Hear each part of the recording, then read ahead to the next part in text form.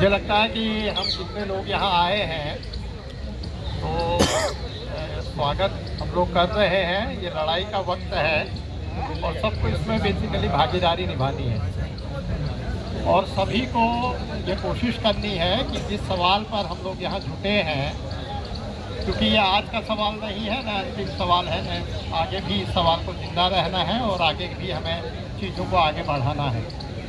और इसीलिए ये ज़रूरी है कि यहाँ आने की औपचारिकता नहीं होनी है, वरन यहाँ से हम आपस में विचार विमर्श करें, बातचीत करें और प्रवासियों की एक जो बड़ी तादाद महानगरों में है, दिल्ली उसकी अगुवाई करे।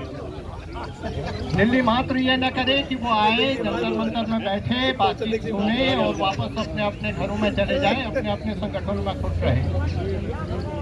दरअसल जोशीमठ का जो सवाल है वो सिर्फ जोशीमठ का सवाल नहीं है, वो पूरे उत्तराखंड का सवाल है और वो सवाल टकराता है उत्तराखंड राज्य आंदोलन से।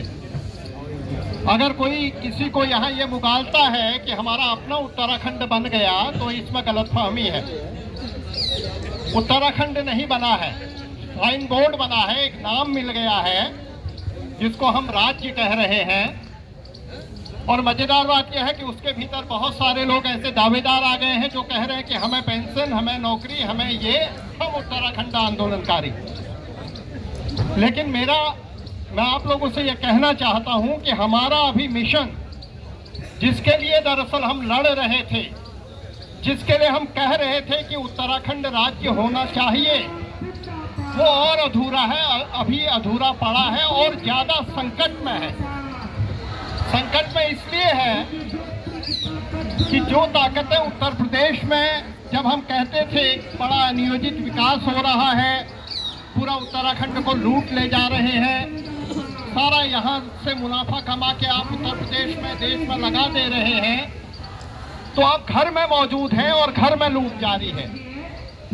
और इस घर में, जिसको उत्तराखंड कहते हैं, जिसको जोशीमठ कह सकते हैं, जिसको टिहरी कह सकते हैं, जिसको पिथौरागढ़ कह सकते हैं, जहाँ 25वां डैम स्थापित है, जिसको चंपावत घाट कह सकते हैं, बागेश्वर कह सकते हैं, पूरा ये जो बेल्ट है, इस पूरी बेल्ट में आने वाले दिनों में इसी तरह की बड़ी बड़ी परियोजनाएं प्रस्तावित है। ये आप भी जानते हैं, मैं भी जानता हूँ। और उन परियोजनाओं का हश्र ये होना है कि हम लोगों को वहां से बेदखल होना है, तभी वो परियोजनाएं अस्तित्व में आएंगी। टिहरी आया, सैकड़ों गांव बेदखल हो गए। अभी एनटीपीसी जिस परियोजना को बना रहा है, वो तो बात हो रही है कि दरार आ गई है और पूरा 800-900 जो परिवार हैं वो विस्थापित हो गए हैं। तो ये कोई प्राकृतिक घटना नहीं है, ये आप भी जान रहे हैं, मैं भी जान रहा हूँ। ये पूरे उत्तराखंड में सब जगह हो रहा है और इसीलिए जरूरत इस बात की है कि इस बात को समझना कि ये क्यों हो रहा है और इस बात को भी समझना कि ये कौन कर रहा है। यहाँ पर बड़े बहुत ही अच्छी तरह कहा जा सकता है, मैं एक राजनीतिक पार्टी से ताल्लुक रखता हूँ, ये सच्चाई है। जो अभी कह रहे थे रावत जी, माले का मैं प्रतिनिधि हूँ, लेकिन मैं ये कहना चाहता हूँ कि उत्तराखंड में जब मैं आंदोलन कर रहा हूँ, मैं दूसरी जगह आंदोलन कर रहा हूँ, मैं जनता के पक्ष में खड़े होकर आंदोलन कर रहा हूँ। मेरी दृष्टि है कि उत्तराखंड ऐसा बनना चाहिए जिस पर सबसे पहला हक उत्तराखंड की जनता का हो। जोशीमठ में अगर कोई परियोजना बने तो वो परियोजना जोशीमठ के लोगों के लिए होनी चाहिए। उसके बाद ठीक है, जिले के लिए होगी, राज्य के लिए होगी, देश के लिए होगी, लेकिन जोशीमठ के लोगों को आप उजाड़ देंगे, टिहरी के लोगों को आप उजाड़ देंगे, नीचे कर्णप्रयाग के लोगों को आप उजाड़ देंगे, पूरा जो 25वां डैम से लेकर मनेरी खाली से लेकर कई परियोजना आपको गिना दूं, उन लोगों को आप उजाड़ देंगे और कहेंगे कि यहाँ से हम लोग बिजली बनाएंगे, खूब विकास होगा, खूब रोजगार होगा। ये बिजली किसके लिए बनेगी, रोजगार किसके लिए होगा, विकास किसके लिए होगा, ये सोचना चाहिए। और तब ऐसे में ये इस बात पर प्रश्न करना चाहिए कि ये कौन कर रहे हैं, क्योंकि जब लड़ाई होती है, जब कोई काम होता है, जब कोई संघर्ष होता है, तो सामने कोई होता है, उससे संघर्ष होता है। आज जोशीमठ में अगर ये इतने घरों में दरार आ गई है, मैं जोशीमठ में गया था, वहां देखा कि पूरे के पूरे घर दरार आ चुकी है।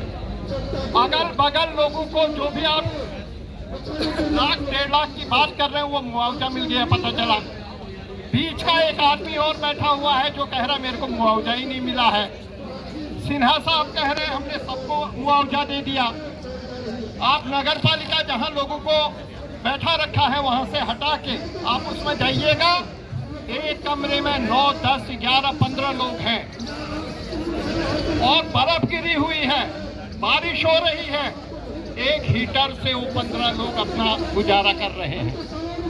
आप थोड़ा समझ लीजिए कि एक पहाड़ का आदमी, मध्यम वर्गीय भी अगर वो है, तो जिन परिस्थितियों में अपना ठंड का बचाव करता है, थोड़ा अपने लिए रजाई कंबल से लेके, लकड़ी से लेके, बिजली का हीटर से लेके तमाम बंदोबस्त करता है, आज उनको 15 लोगों को एक छोटे कमरे में कैद कर दिया।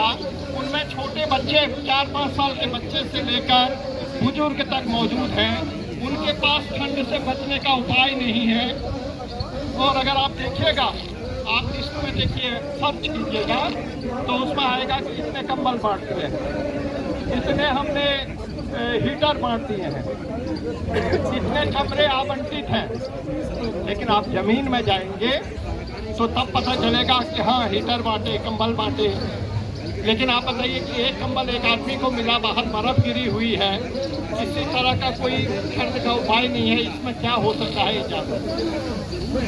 और दूसरी बात, जोशीमठ वाले कह रहे हैं कि हमें यहाँ से नहीं हटना है, हम यहाँ से नहीं विस्थापित होंगे। जोशीमठ संघर्ष समिति इस बात को कह रही है कि पूरे जो जोशीमठ का इलाका है उसमें 3 ऐसी जगहें हैं जो सरकार के पोजीशन में है, उनको उन्होंने चिन्हित किया है और कह रहे हैं कि हमको यहाँ बसाया जाना चाहिए। आप उसके लिए वहाँ सर्वे कीजिए, आप वहाँ भूगर्भीय सर्वे कीजिए, आप सब कीजिए। हमारे पास ये विकल्प है, हम यहाँ से बाहर नहीं जाना चाहते, हमें यहाँ पे बसाया जाना चाहिए। लेकिन सरकार क्या कह रही है, जो इंटर कॉलेज के 15 अगस्त को होता है, 26 जनवरी है, यही मैदान है। हमारे जितनी मेले होते हैं, त्यौहार होते हैं, हम इसी मैदान में सब कुछ करते हैं। और मजेदार बात यह है कि 800 कुछ परिवार आपने बाहर कर दिए, और वो जो फील्ड है, वो फील्ड मुश्किल से, मुझे लगता है कि आज 1 एकड़ का पूरा एरिया हो सकता है, उतना होगा। आप बताइए कि उसमें आप नाली का भी निर्माण करेंगे, उसमें रास्ते का भी निर्माण करेंगे, उसमें कितने लोग उसको बसा लेंगे। दरअसल ये सारा खेल बयानों के रूप में होने के अलावा और कुछ नहीं हो रहा है। जमीनी धरातल पर बहुत बुरी स्थितियां हैं, लोग लड़ रहे हैं। और इसीलिए मैं ये कह रहा हूँ कि इस लड़ाई को अगर और आगे बढ़ाना है तो सीधे सीधे इस बात को कहना चाहिए कि जो प्रदेश की भाजपा सरकार है वो बयानबाजी बंद करे, और जो वहाँ के आंदोलनकारी हैं जो उसको विकल्प दे रहे हैं, जो कह रहे हैं कि जो मिश्रा समिति की रिपोर्ट रही है, या जो एक पूरा भारत सरकार का ही अपना ये है कि आपदा प्रबंधन के लिए क्या क्या किया जाना चाहिए, इस तरह की नियमावली है, वो लोग कह रहे हैं कि आप इसके अनुरूप हमें बसा लीजिए, हमें कोई दिक्कत नहीं है। लेकिन इस सवाल पर कोई कुछ नहीं कहता है।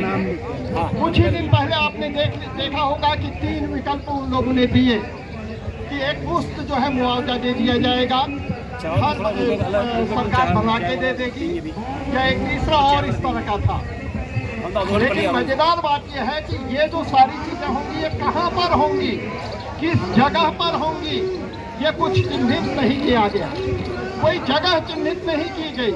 और इसलिए मैं कहना चाहता हूं कि सरकार जो खेल खेल रही है वो एक तरह से आंदोलनकारियों को, जोशीमठ वासियों को थकाने का खेल रही है।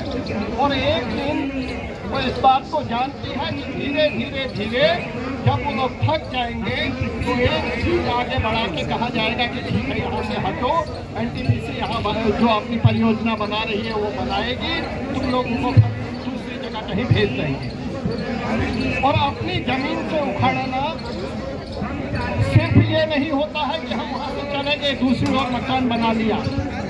मेरी जमीन, मेरा घर, मेरी पूरी विरासत होती है, उस मेरी यादें से लेके, मेरे पुरखे से लेके, मेरे गाय बैल से जिन चीज़ों को मैं कर रहा था वहाँ, वो पूरी आर्थिकी, वो पूरा सांस्कृतिक सामाजिक माहौल जुड़ा होता है। और जिस तरह का ये परियोजनाओं का जाल उत्तराखंड में हो रहा है, जोशीमठ एक टेस्ट है इन लोगों के लिए भी और हम लोगों के लिए भी। इन लोगों के लिए इस रूप में एक टेस्ट है कि और जगह जो परियोजनाएं हो रही हैं, अगर ये परियोजना ये वापस करते हैं तो और जगह की परियोजनाओं को वो खत्म कर देंगे या उसके लिए आवाज़ें उठेंगी या उसका विरोध बढ़ेगा। और हमारे लिए ये है कि अगर हमको उत्तराखंड को बचाना है, उत्तराखंड में रहना है, उत्तराखंड की अपनी विरासत को संभालना है, अपने जल जंगल जमीन जिसको कह रहे हैं कि ये हमारा है, ये संपत्ति हमारी है, इसका विकास हमारे लिए होना चाहिए। जो भी हम विकास विरोधी नहीं हैं, लेकिन हम इस बात को कहना चाहते हैं कि विकास के केंद्र में हम होंगे। तो ये लड़ाई अगर हम लड़ें, इस लड़ाई को हम जीतें, तो निश्चित रूप से उत्तराखंड के भीतर एक जनपक्षी विकास का रास्ता भी खुल सकता है। और अंत में मैं इस बात को कहना चाहता हूँ, सभी लोगों से यहाँ भी मैं बातचीत सुन रहा था कि उत्तराखंड में अभी तमाम तरह के विमर्श चल रहे हैं। अभी एक हम लोग बैठे हुए थे, बात आ रही थी कि अचानक जो है 25% वोटर बढ़ गया। तो ये कहा जा रहा था कि ये बाहर से मुसलमान आके बैठ गया है वहाँ। तो ये इस तरह के विमर्श चला के दरअसल हमारे बीच की जो एकता है, हमारे बीच के जो सवाल हैं, हमारे बीच के जो मुख्य मुद्दे हैं, हमारा जल, हमारी जंगल, हमारा जमीन, हमारा खनिज, मेरा पहाड़, इस सबको वो भुला देना चाहते हैं और कहना चाहते हैं, झूठा हुआ आपके सामने खड़ा करना चाहते हैं कि हाँ ये आ रहा है, वो आ रहा है। अरे तुम अगर इतना ही पहाड़ के बारे में गंभीर हो तो ऐसी भू कानून बनाओ ना कि बाहर वाला जो है उस पर नजर ही न डाल पाए। लेकिन आप ये नहीं करेंगे। मैं नैनीताल जिले से ताल्लुक रखता हूँ, आपको बताना चाहता हूँ कि नैनीताल के बगल में जो रामगढ़ से लेकर मुक्तेश्वर थानाचुली का पूरा बेल्ट है, बहुत ही फर्टाइल बेल्ट माना जाता है।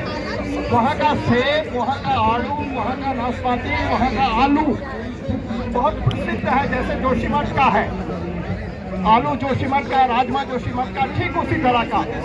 लेकिन पिछले 10-15 सालों में हुआ क्या है राज्य बनने के बाद कि पहाड़ का मैदान का कोई भी सेठ, चाहे वो दिल्ली का हो, मुंबई का हो, अहमदाबाद का हो या बरेली का हो, उसने एक हिस्सा खरीद लिया है, अपने उसने रिजॉर्ट बना लिए हैं।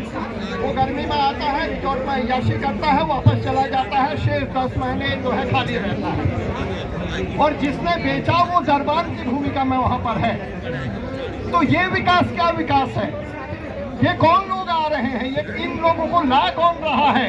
इन लोगों को नीतियाँ बनाने वाला कौन है? ऐसी नीतियाँ कौन बना रहा है कि आप अपने यहाँ भू कानून में बदल दे रहे हैं और कह रहे हैं कि आओ जितनी जमीन है खरीदो और मजे करो। तो ये जो पूरा मामला है, ये मामला न हिंदू का है, न मुसलमान का है, न दलित का है, न क्रिश्चियन का है।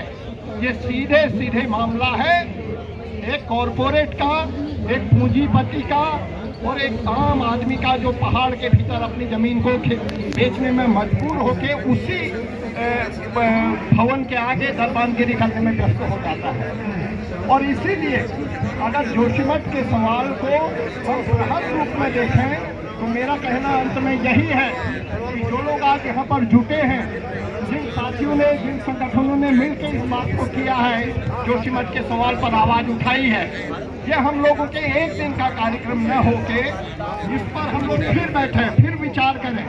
कम से कम प्रवासियों की बहुत बड़ी तादाद बाहर है और अगर ये तादाद एक स्वर में इस बात को कहती है कि उत्तराखंड के भीतर विकास का मॉडल उत्तराखंड वासियों के